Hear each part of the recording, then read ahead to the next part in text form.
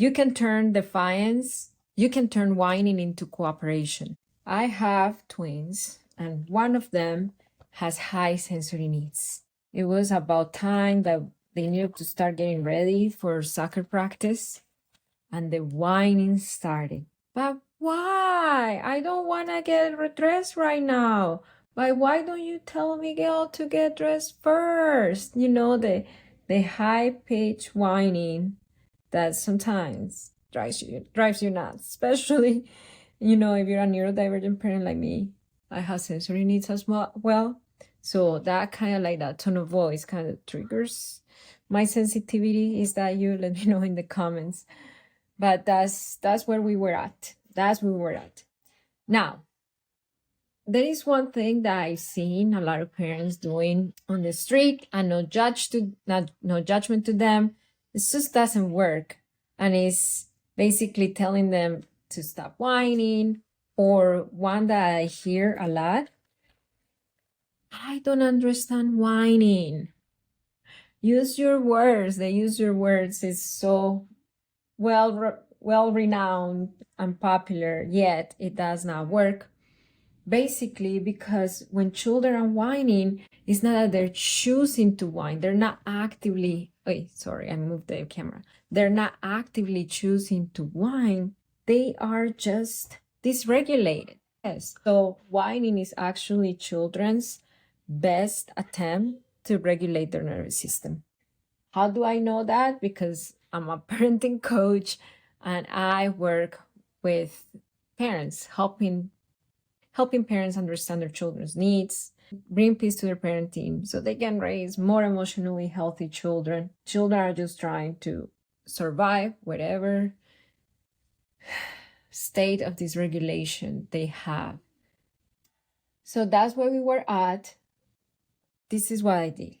I did not focus on the behavior per se. I focused on the need that was driving the behavior. And what's the need that was driving the behavior? Well, I understand that my son has sensory needs.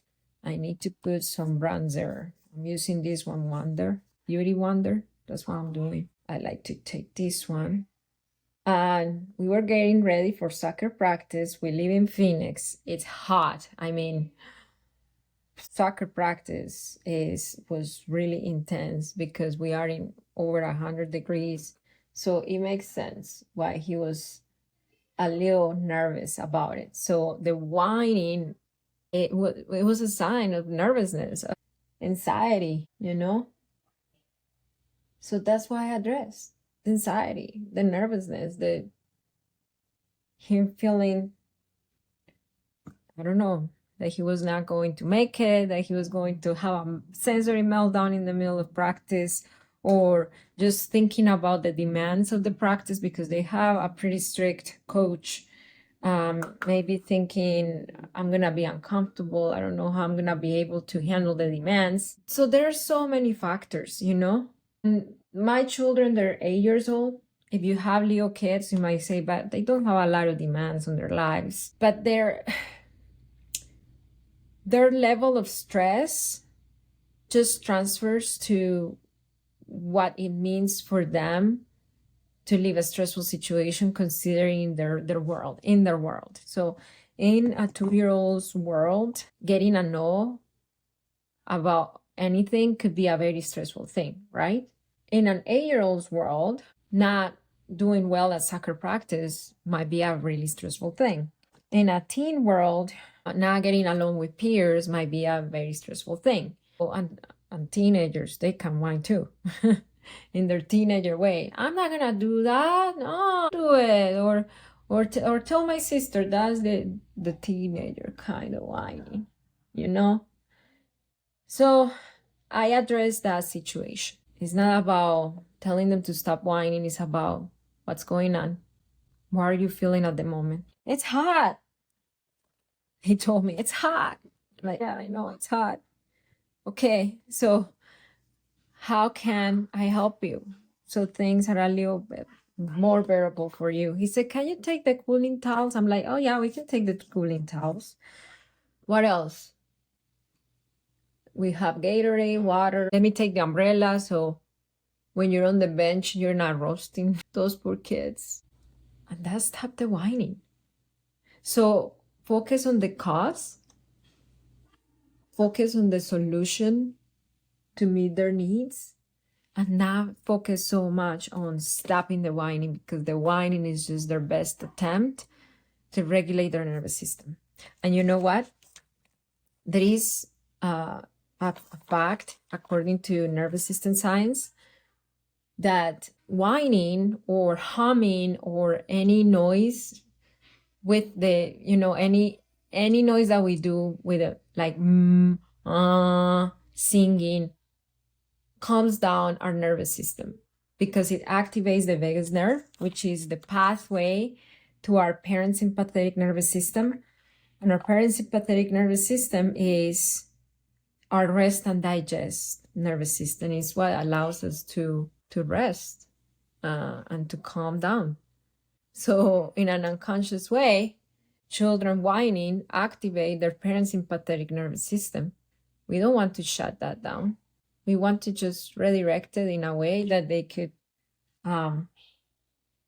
use their skills without shutting it down. So it could be something like, okay, let's take a deep breath.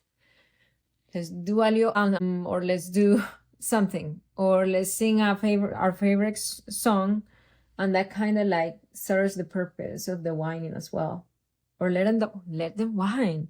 It's not harmful to them. It's not harmful to you. I mean, it might feel a little uncomfortable, but it's not a harmful behavior. It's not they're gonna be okay, and their siblings are gonna be okay if they're whining, I think that parents want to stop the whining is more because it's triggering for them, because they want their nervous system to, it's almost as if unconsciously we are placing our nervous system regulation responsibility on our kids, and we send them to quiet down. In reality is that we are the ones responsible for our own regulation and to break our cycle of reactivity. And sometimes we need help. It's okay to need help. That's why us professional parenting coaches exist. That's why these platforms exist. And you know what? I have a resource. It's a free class to give you the system that has helped 477 of our clients bring peace to their parenting by breaking their cycle of reactivity and raising them so they can raise emotionally healthy children. To access this class, all you have to do is go to hicparenting.com, where I'm going to leave it in the description below. But there are resources out there. What I'm trying to say is that there is help out there to help us parents take a hold of our triggers, learn to manage our nervous system, because we did grow up with the stop whining, or I will give you a reason to cry, or stop crying and I'll give you a reason to cry. We grew up, a lot of us, I don't want to generalize, but most of us grew up with lack of emotional intelligence coaching from our parents. So now we are trying to heal while we are raising our kids. We are trying to regulate, or learning how to regulate, while we're trying to teach our children how to regulate. And we don't have to figure it out on our own. You don't have to figure it out on your own. Whining is a developmentally appropriate behavior for kids. It's not a misbehavior, which we were convinced that it is a misbehavior just because growing up we were hurt by our parents if we whined too much, what they considered it was too much. And that was the thing. They were the ones who judged what was too much, how was too much. And then we grew up fearing our voice and feeling really nervous about when our children are exercising their voice, because we, boom, connected right to, if they're whining, they're not respecting me. If they're whining, they should be just following instruction without so much going on, without so much whining. All that comes from our wounded self, Authoritarian parenting. Need to do my eyelashes. I almost feel like I don't want to pinch my eyelids, but okay, almost there.